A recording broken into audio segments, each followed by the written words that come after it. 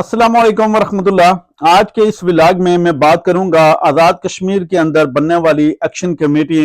उसकी अहमियत कितनी है और उसके ऊपर जो आगे पॉलिटिक्स की जानी है, क्या वो कामयाब होंगे, नहीं हो सकेंगे, क्या वो इलेक्शन के अंदर आ रहे हैं, नहीं आ रहे हैं, और अवाम क्या चाह रही है, लोग उनके बारे में क्या राय रखते हैं, हुकूमत आज़ाद कश्मीर उनके बारे में क्या राय रखती है, और वफाक फेडरल और पाकिस्तान की लोग और पाकिस्तान की हुकूमत उनके बारे में क्या ख्याल रखती है। ये आज के इस मीडिया में हम डिस्कस करेंगे। सबसे पहले आप सभी दोस्तों का बहुत शुक्रिया कि आप हमारे व्लॉग को देखते हैं, और फेसबुक के ऊपर, यूट्यूब के ऊपर और इंस्टाग्राम के ऊपर और टिकटॉक के ऊपर आप सारे लोग हमें प्यार और मोहब्बत से नवाजते हैं। आप सबका बहुत शुक्रिया। आपको याद होगा कि एक बिजली के मामले के ऊपर एक रियासत गिर मुजाहरे शुरू हुए। आहिस्ता आहिस्ता आहिस्ता करते करते वो एक जॉइंट अवामी एक्शन कमेटी की शक्ल इख्तियार कर गए। और जॉइंट अवामी एक्शन कमेटी बेसिकली उन लोगों की जमात है कि जो आज़ाद कश्मीर के अंदर जिनको लेफ्टिस्ट कहा जाता है या कौम परस्त कहा जाता है, और उनके साथ जो जुड़े हुए लोग हैं, ज्यादातर वो लोग हैं कि जो कि कौम परस्त लोग हैं और जो कश्मीर की आज़ादी चाहते हैं। कश्मीर के जो जितने भी मामलात हैं, जितने भी चीज़ें हैं, हक मलकियत, हक हुक्मरानी, ये सारी चीज़ें वो चाहते हैं। अब बात ये करते हैं कि क्या आज़ाद कश्मीर की हुकूमत उनको एक्सेप्ट करती है? तो बिल्कुल नहीं, बिल्कुल किसी तौर पे भी उनको एक्सेप्ट नहीं करती है, बल्कि उनके लिए दर्द सर बना हुआ है कि कोई भी छोटा से छोटा अगर वाकया होता है या कोई भी अगर इस किस्म का इश्यू सामने आता है, तो लोगों ने अब एक नया तरीका इख्तियार कर लिया है, नया तरीका सीख लिया है, नया तरीका उन्होंने पकड़ लिया है, और वो इकट्ठे होके मिल के तो एक ऐसा मनज़्ज़म किस्म का एहतजाज करते हैं कि हुकूमत को बहरहाल घुटने टेकने इस पे ऊपर मजबूर कर देते हैं। दूसरी तरफ जो वफाकी हुकूमत है या पाकिस्तानी गवर्नमेंट है, वो तो बिल्कुल भी इस चीज को नहीं चाहती है। वो ये चाहती है कि कश्मीर का जो मसला है, ये कश्मीर जो बजाते खुद एक रियासत है, ये बिल्कुल एक ऐसा पहलू हमारे सामने रहे कि जिसको हम जिधर डाइवर्ट करें उधर डाइवर्ट हो जाए, जो हम कहें वो बोले। इवन के वो ये चाहते हैं कि प्राइम मिनिस्टर की जो तकरीर है, प्रेसिडेंट की जो तकरीर है, बाकी जो लोग हैं, इनको जो तकरीरें भी हैं वो हम लिख के दें कि ये आपने बोलना है, ये आपने नहीं बोलना, ये आपने कहना है और ये आपने नहीं कहना। तो इस हद तक जाहिर बात है कि जो गवर्नमेंट है उसकी वहां पे इन्वॉल्वमेंट मौजूद है। मगर बात कहने की ये है कि क्या ये जो इतने लोग हैं जो इतने सारे इस तहरीक के साथ जुड़ गए हैं, क्या मुस्तकबिल करीब के अंदर ये कुछ सियासत कर पाएंगे या किसी सियासी प्लेटफॉर्म के अंदर अपने आप को मुनज़्ज़म कर पाएंगे? असल सवाल ये बनता है। क्योंकि जो छोटे छोटे जो मसाइल होते हैं या जो छोटे छोटे आपके जो हुकूक होते हैं, उनको लेना, एहतजाज करना, इसके लिए जो वहां पे जो सियासी जमातें हैं वो भी आपकी सपोर्ट तो कर देती हैं किसी न किसी हद तक। मगर जब आप कहेंगे कि हम सियासी अपना जो है वो प्लेटफॉर्म बना रहे हैं और इसके जरिए हम सारे लोगों को मुनज़्ज़म करेंगे और इसके लिए हम आगे चलेंगे, तो मैं समझता हूं कि ये इतना आसान काम नहीं होगा। उसकी वजूहत क्या है? उसकी सबसे बड़ी वजह यह है कि जो लेबल लगता है इनके ऊपर, वो सबसे पहले जो लेबल लगता है, चूंकि इसके पहले जो प्राइम मिनिस्टर थे, जो साबिक प्राइम मिनिस्टर थे, हालिया जो प्राइम मिनिस्टर हैं, उन्होंने भी ये इल्जाम बड़ा लगाया इन लोगों के ऊपर कि ये लोग जो हैं ये इंडिया से फंडिंग लेते हैं, ये बाकी लोगों से फंडिंग लेते हैं और ये आज़ाद कश्मीर का माहौल खराब कर रहे हैं। तो इसी तनाजर के अंदर बाकायदा तौर पर आज़ाद कश्मीर के अंदर आपने देखा होगा कि एक ऐसी फोर्स बनाने जा रही है, रेंजर फोर्स है, जिसका आज़ाद कश्मीर के अंदर कोई तल्लक नहीं बनता है। मैं यहाँ पे उस बात को रोक के एक बात यहाँ पे मैं वसूख के साथ ये कहना चाहता हूँ कि आज़ाद कश्मीर के जितने भी जो सियासतदान हैं, हाँ किसी भी पॉलिटिकल पार्टी के साथ उनका ताल्लुक है, उनकी एफिलिएशन है, हाँ वो पीपल्स पार्टी के हैं, हाँ वो तहरीक इंसाफ के हैं, हाँ वो मुस्लिम लीग नून के हैं, हाँ वो जमात इस्लामी के हैं, जमीयत उलमा इस्लाम के हैं, या किसी और पार्टी के हैं, मैं उनसे ये कहता हूं कि रेंजर्स, आपने खुद देखा है कि किस तरह सियासतदानों को उन्होंने गिरबानों से पकड़कर पीछे लाते मार के उनको डालों में डाला है, गाड़ियों में डाला है। आज ये फोर्स आप जरूर बनाएं, लेकिन ये कल ये अंजाम आपने ये याद रखना है कि सबसे बुरा अंजाम जो होता है वो एक सियासतदान का होता है, क्योंकि सियासतदानों को कंट्रोल करने के लिए बड़ा रेंजर को इस्तेमाल किया जाता है, जिस तरह सिंध के अंदर इस्तेमाल किया जा रहा है। اب بات یہ ہے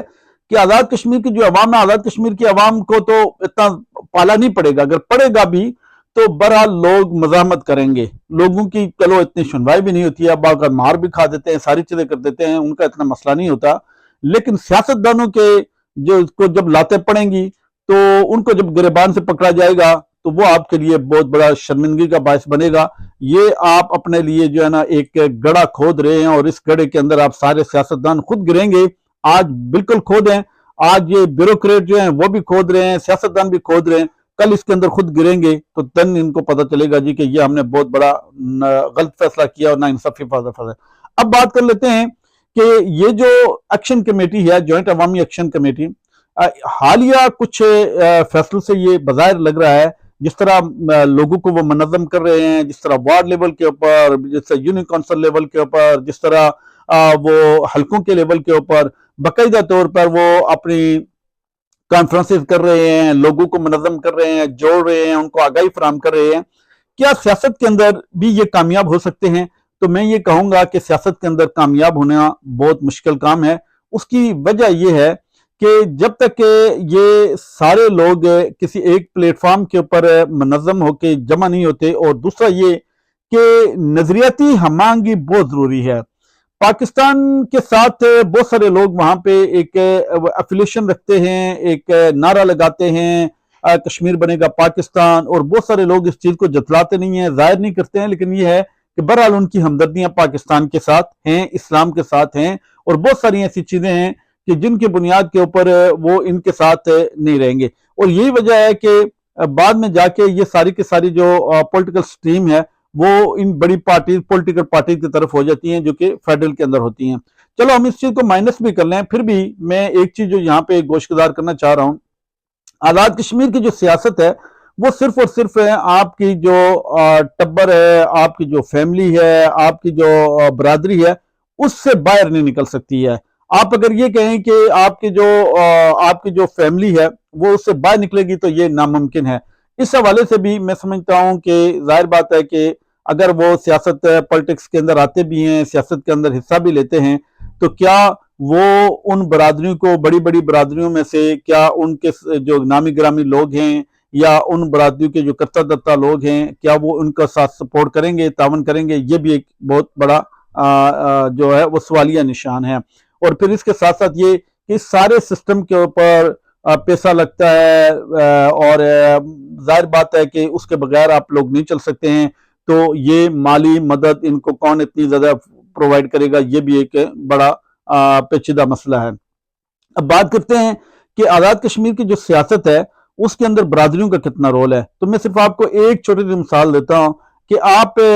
جو اس وقت آزاد کشمیر کی ایک بہت بڑی پیسے والی شخصیت جو ہے سدھارتھ تنویر الیاس، آپ ان کو ہی دیکھ لیں کہ وہ سیاست کے لیے وہ ایک حلقے کی تلاش کے اندر ہیں، اور حلقے کو جس کو کہتے ہیں نا کہ ٹارچ جلا کے تلاش کر رہے ہیں کہ ملدیال برادری یا مغل برادری کے لوگ کہاں پہ بستے ہیں تاکہ وہ وہاں پہ جا کے اپنی انٹری کر سکیں۔ پچھلی دفعہ وہ وسطی حلقے میں اس وجہ سے آئے تھے کہ چونکہ وہاں پہ ان کی ملدیال برادری تھی، اس دفعہ وہ لوگ اسی وجہ سے وہ جانا چاہ رہے ہیں وہاں پہ جو شرقی حلقے میں، کہ وہاں پہ ان کی ملدیال برادری ہے، یا پھر یہ ہے کہ نیلم کا بعض اوقات کہا جا رہا ہے تو اسی وجہ سے کہ وہاں پہ ان کی ملدیال برادری ہے۔ اس کے علاوہ بھی اگر وہ سیاستدان ہیں تو وہ کسی علاقے کے اندر کسی اور جگہ پہ، راولہ کوٹ کے کتنے حلقے ہیں، اپنا حلقہ چھوڑ کے وہ چونکہ ان کے کزن کے پاس ہے، کسی اور حلقے کے اندر جا کے کیوں نہیں پالیٹکس کرتے؟ صرف اس وجہ سے کہ ان کو پتا ہے کہ یہاں پہ برادریوں کی پالیٹکس ہوتی ہے، برادری کے علاوہ یہاں پہ پالیٹکس نہیں ہوتی ہے۔ تو اس حوالے سے میں یہ سمجھتا ہوں کہ جو ایکشن کمیٹی ہے اس کو بہرحال کام تو بہت اچھا کر رہے ہیں، لوگوں کو آگاہی بھی بہت اچھی دے رہے ہیں، لیکن کیا اس کے لیے کوئی ایک نظریہ، ایک فلسفہ، ایک تھیوری اور ایک سیاسی لائحہ عمل وہ اپنا سامنے رکھیں گے، اور پارٹی کا جو ڈھانچہ ہوتا ہے، جو سٹرکچر ہوتا ہے وہ سامنے رکھیں گے کہ کون سے ڈویژن کے اندر کون سے لوگ شامل ہیں اور وہ کس طرح کر کے لیڈ کریں گے؟ یہ بہت ساری چیزیں ہیں کہ جو میرے خیال میں ابھی طے ہونی ہیں، اور الیکشن چونکہ آنے والے ہیں، بہت جلدی آنے والے ہیں، تو اس قلیل وقت کے اندر، اس چھوٹے سے عرصے کے اندر مجھے بظاہر نہیں لگتا ہے کہ جو عوامی ایکشن کمیٹی ہے وہ اس یہ جو پروسیس ہوتا ہے الیکٹورل پروسیس، اس کے اندر اپنا کوئی رول یا فیڈ بیک دے سکیں گے یا کوئی طے کر سکیں گے۔ لیکن یہ بات میں ضرور آپ کو کہنا چاہ رہا ہوں کہ عوامی ایکشن کمیٹی سے میں یہ ریکویسٹ ضرور کروں گا کہ وہ